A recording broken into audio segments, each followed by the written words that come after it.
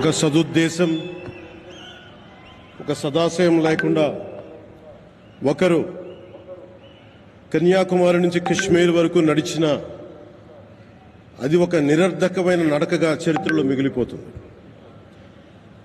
కానీ ఒక సదాశయంతో, ఒక సత్సంకల్పంతో ఇంకొకరు కన్యాకుమారి నుంచి కశ్మీర్ వరకు ప్రజలందరితో మమేకమై వారందరినీ ఏకతాటిపైన నడిపిస్తే అది ఆత్మనిర్భర భారత్ అవుతుంది. అదే కన్యాకుమారి నుంచి కశ్మీర్ వరకు ప్రజలకి వారి పరిసరాల శుభ్రత యొక్క బాధ్యతను తెలియజేస్తే అది స్వచ్ఛ భారత్ అవుతుంది. అదే కన్యాకుమారి నుంచి కశ్మీర్ వరకు ప్రజల గుండెల్లో దేశభక్తి, ధైర్య సాహసాలతో నింపితే అది పటిష్టమైన, బలిష్టమైన భారతం అవుతుంది. అది ఒక రోజున అఖండ భారతం అయి తీరుతుంది.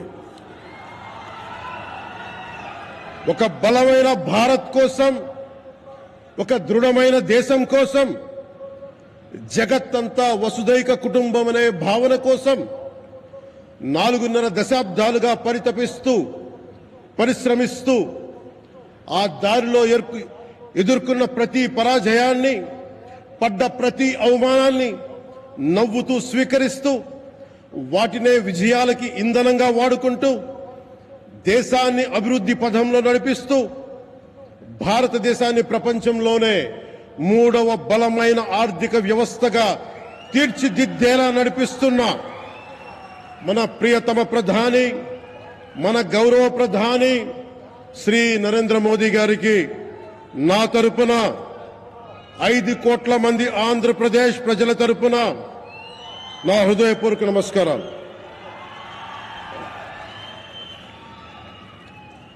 విద్యార్థి నాయకుడిగా రాజకీయాల్లో ప్రవేశించి రెవెన్యూ మంత్రిగా, ఆర్థిక మంత్రిగా మొదలై తెలుగుదేశంకి రథసారథి అయి 4వసారి ముఖ్యమంత్రి అయి తెలుగు ప్రజల్ని అభివృద్ధి పథంలో నడిపిస్తున్న దార్శనికులు, రాజకీయ ఉద్దండులు గౌరవ ముఖ్యమంత్రి శ్రీ నారా చంద్రబాబు నాయుడు గారికి నా హృదయపూర్వక నమస్కారం.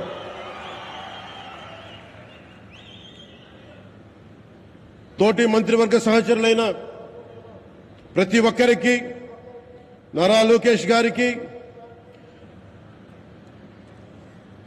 ఎన్డీఏ కూటమి శాసనసభ్యులకి, నాయకులకి, బీజేపీ నాయకులందరికీ పేరు పేరున నా నమస్కారాలు. కార్యకర్తలకి నా హృదయపూర్వక నమస్కారాలు. బీజేపీ నాయకురాలు శ్రీమతి పురంధేశ్వరి గారికి నా హృదయపూర్వక నమస్కారాలు. మా ఎన్డీఏ కూటమికి 164 అసెంబ్లీ స్థానాలు, 21 మంది పార్లమెంట్ సభ్యులనిచ్చి మమ్మల్ని వారి విలువైన ఓటుతో వేసి గెలిచిన ప్రతి ఒక్కరికి ఆడపడుచులకి, అక్క చెల్లెలకి, పెద్దలకి, పిన్నలకి, యువతులకి, యువకులకి పేరు పేరున నా హృదయపూర్వక నమస్కారాలు. ప్రజలు ఎన్డీఏ ప్రభుత్వాన్ని నమ్మారు, నిలబడ్డారు. అలా నిలబడినందుకే ఈ రోజున మన గౌరవ ప్రధానమంత్రి గారి సారథ్యంలో ఈ ప్రారంభోత్సవాలు కానీ, శంకుస్థాపనలు కానీ, అది దక్షిణ కోస్తా రైల్వే జోన్ కావచ్చు, కృష్ణపట్నం ఇండస్ట్రియల్ పార్క్ కానీ, గ్రీన్ హైడ్రోజన్ హబ్ కానీ, అనకాపల్లి బల్క్ డ్రగ్ పార్క్ కావచ్చు, 6 కొత్త రైల్వే ప్రాజెక్టులు కావచ్చు, వీటన్నిటిని వచ్చే పెట్టుబడి దాదాపు 2,10,000 కోట్ల రూపాయల పెట్టుబడులు, 7.5 లక్షల మందికి ఉపాధి అవకాశాలు. అవినీతితో కూరుకుపోయి ఉపాధి అవకాశాలు లేక, ఉద్యోగ అవకాశాలు లేక విలవిల్లాడుతున్న సమయంలో మీరు నిలబడ్డారు.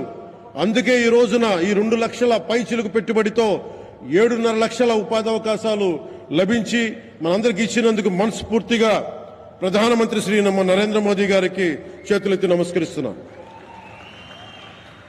ఇవి కాకుండా కొత్త హైవేల నిర్మాణం,